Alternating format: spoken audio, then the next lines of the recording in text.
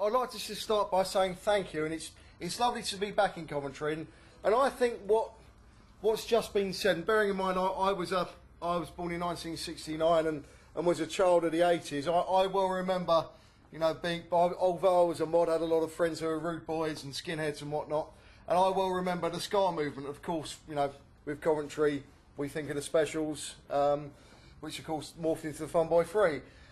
And if we think of that special song, you know, Ghost Town, we know what that's all about. You know, the end of this once proud great town. And I think it's you know, it's a tragedy now that conversation Mark's had with that gentleman today just repeats that lack of direction and that lack of ability, that lack of belief. And belief is an important word. And that is where UKIP is very different from what I call the Lib Lab Con. Because we believe in our country. We believe as a nation that has given, ironically, independence to over a quarter of the world, we feel it's about time we recovered our own independence. And it strikes me that on the 11th of the 11th, we seem to be commemorating that terrible First World War. My grandfather was one of the lucky ones. He came back, he fought at Passchendaele, Battle of Albert with the West Yorkshire Regiment and the Border Regiment. And there are commemoration events going on across the world. And that is a point that I think should be underlined. If they're going on across the world, and they're going across the world in India, in Pakistan, in South Africa, in Australia, in New Zealand, and in Canada, of course, as well as in Europe. And I believe that we've been a member of this organisation for 41 years. And I believe that there is a better future. And it reminds me of a great Labour politician, a man who died last year, Tony Benn, who I disagreed with on many issues. But I did agree with him with regards to his position on Europe. And what Tony Benn said was, at the time in 1973, he said it was a coup d'etat of the political class that does not recognise the democratic right of the British people. And that is so true, because no matter what they keep saying about UKIP, we seem to be growing. And the reason we seem to be growing is because we are saying what people on the streets are thinking. And we're not afraid to say that.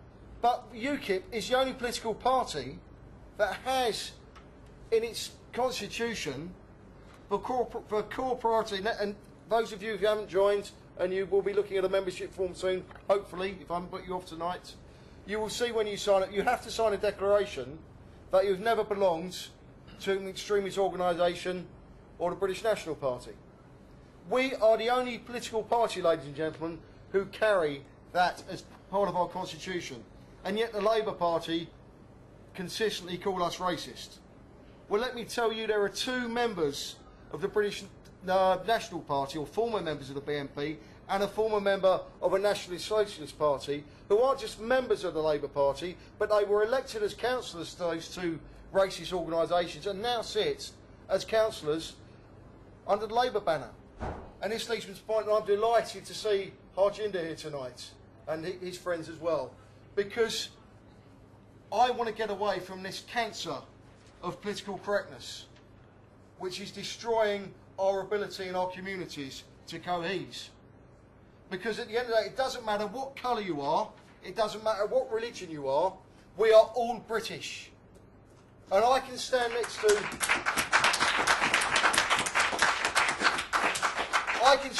to a Muslim friend, or a Hindu friend, or a Jewish friend, and now a Sikh friend, and I can look at them and they can look at me, and we can know physically we're very different. Spiritually we may be different as well, but we're all British. It may well be we just happen to have a different colour skin. And until we seriously tackle this climate of political correctness, we're not going to be able to get on with being British, because this country has an awful lot going for it. And I believe that when we leave the European Union, and ladies and gentlemen, I'm convinced that will happen, when we leave the European Union, the great unquantifiable cost is that feeling of self-belief once more.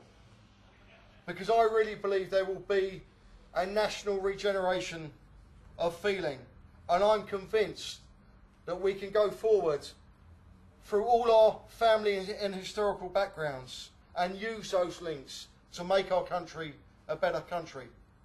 And it seems ironic going back to 11/11, but since we've joined the common market, we've forgotten about, to my mind, a very important institution. And that institution is an institution that makes up 15% of the world's wealth. But it also makes up 25% of the world's population. And that organisation that we turned our back on in 1973, I know for our family and friendly links, we can reach out to once more. And ladies and gentlemen, I speak about the Commonwealth, and I'm convinced that when we withdraw from the European Union, we can pull that family back together, because by 2050, it's the Commonwealth countries going along with the emerging markets who are going to be the real powerhouses. By 2050, India is projected to be the largest economy in the world. We have so much in common with the Commonwealth. We have the same business practices. We have, of course, the mother tongue, the English language, the international language. And, of course, we have the same legal systems as well as those business practices. So I say, let's reach out to our kith and kin, to the people who've fought and died and mixed their bloods in those sands and those soils across the globe over those two terrible world wars, because we have so much in common. And what I think frightens the pro-Europeans amongst this country is how Britain will stand up on her own 2 feet when we've got control of our country. Because once we leave the European Union, I'm certain that other countries will follow our lead and the whole thing will fall apart. I've been very fortunate. I've been elected as one of 3 members of the European Parliament in the West Midlands, alongside Bill Etheridge and Jill Seymour. And what we've found, since we've taken our seats in the European Parliament, is how they seem to be carrying on as though nothing has changed. Because we saw what happened in the United Kingdom with over 4 million votes. We saw what happened in the West Midlands indeed, where we've got over 428,000 votes.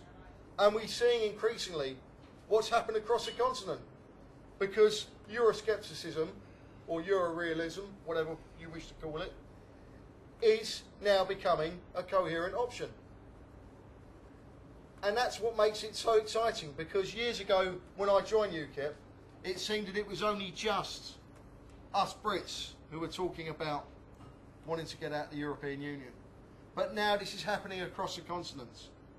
And I really, really do believe that the European Union is a project that is doomed to fail. You cannot have 28 individual sovereign countries, or so-called sovereign countries, pooling their resources, pooling their sovereignty. There's no such word as sovereignty. If you look up the word sovereignty in the dictionary, there's no such word as pooling sovereignty, because sovereignty, by definition, is the ability to pass one's own laws.